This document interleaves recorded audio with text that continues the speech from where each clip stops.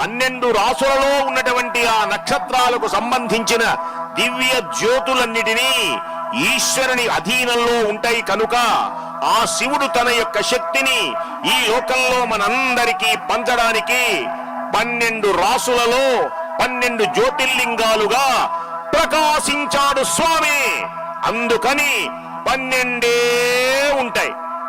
ఇప్పుడు 12 ఎందుకున్నాయో మీకు చెప్పాను, జాగ్రత్తగా వినాలి. హృదయాన్ని ఎవరైతే శుద్ధి చేసుకున్నారో ఆ హృదయంలో శివుడు నివసించి ఉంటాడు.